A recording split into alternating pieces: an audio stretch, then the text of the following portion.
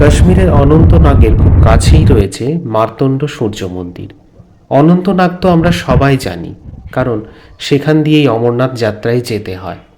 কিন্তু এই কাশ্মীরের অতীত গৌরব এবং আধ্যাত্মিকতার এক টুকরো সাক্ষ্য বহন করছে এই মার্তণ্ড সূর্য মন্দির।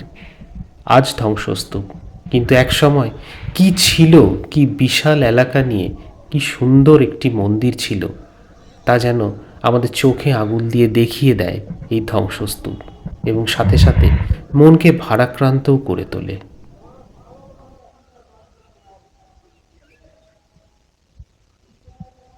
যে মার্তণ্ড সূর্য মন্দির, এই মার্তণ্ড সূর্য মন্দির প্রতিষ্ঠা করেছিলেন রাজা ললিতাদিত্য।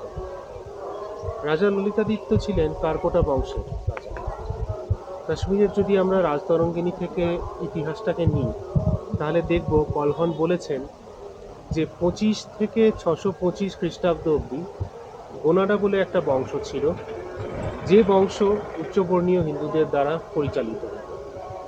সেই বংশের পতনের সাথে সাথে, মানে মনে করা হয় যে বলাদিত্য বলে যিনি সেই বংশের শেষ রাজা ছিলেন, তার কন্যার সাথে তারই এক রাজকর্মচারী তার বিয়ে দেওয়া হয় এবং শুরু হয় কারকোটা বংশে।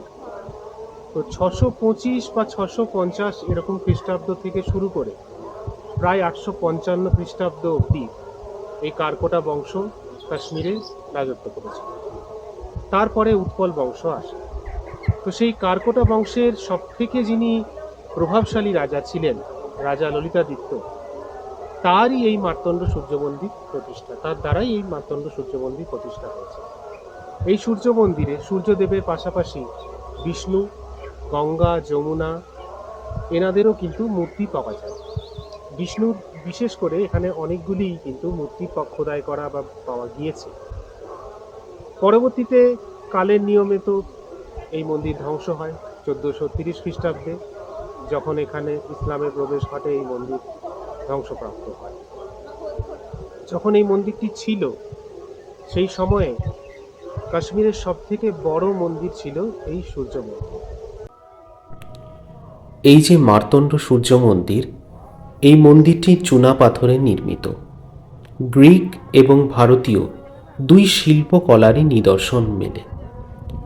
আমরা অর্ধমণ্ডপ দিয়ে মন্দিরের ভেতর প্রবেশ করছি।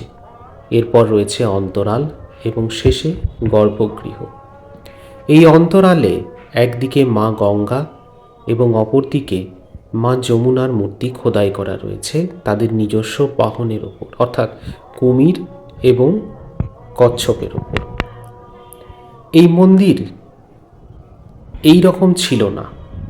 আজকে হয়তো দেখে এর যে একটা শঙ্কু আকৃতির ছাদ হতে পারে সেটা বোঝা যাচ্ছে না, কিন্তু এক সময় এর ছাদ ছিল শঙ্কু আকৃতির, এবং আজ যে বাউন্ডারি দেখা যাচ্ছে ওখানে 84টি স্তম্ভ ছিল এবং 84টি শিবলিঙ্গ ছিল। এই মন্দিরের দুপাশেও একটি শিব মন্দির এবং একটি সম্ভবত গণেশ মন্দির ছিল। মন্দিরের গর্ভগৃহে ছিল সূর্যদেব রথে উপবিষ্ট হয়ে। তার সেই রথ যুদ্ধের রথ, এবং সূর্যদেবের মূর্তিতে যখন সূর্যের আলোক এসে পড়ত, তখন এক অনির্বচনীয় সৌন্দর্য, যা আমরা আজ কখনোই ভাবতে পারবো না, তার উদয় হতো। দেশ বিদেশে এই মন্দিরের নাম ছড়িয়ে পড়েছিল। পঞ্চদশ শতাব্দীতে এক দস্যুই বলা ভালো, তার হাতে এই মন্দিরটি ধ্বংসপ্রাপ্ত হয়, এবং তারপর থেকে কাশ্মীরে ধর্মান্তকরণ শুরু হয়। আজ এই মন্দির দেখে বোঝার উপায় নেই সেই দিনের কাশ্মীর কীরকম ছিল।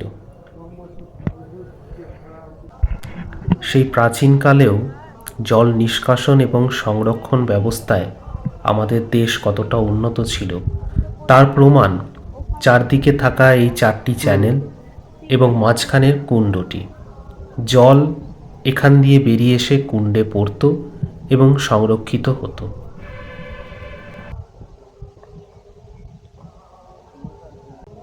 এবার আসুন দেখে নিই এই মন্দির গাত্রে বর্ণিত কিছু হিন্দু দেবদেবীর মূর্তি।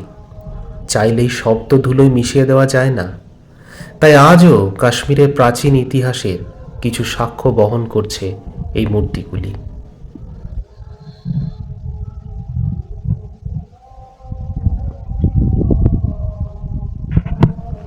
সূর্যদেব ছাড়াও বিভিন্ন ভঙ্গিমায় বিষ্ণু মূর্তি এবং হর পার্বতীর মূর্তি রয়েছে এই স্থানে।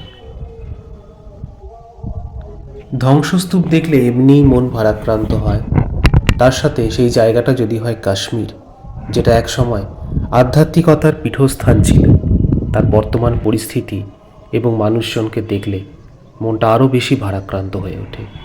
আমরা সবটা ভুলে গেছি, পারি নাকি ফিরিয়ে আনতে সে অতীত গৌরব।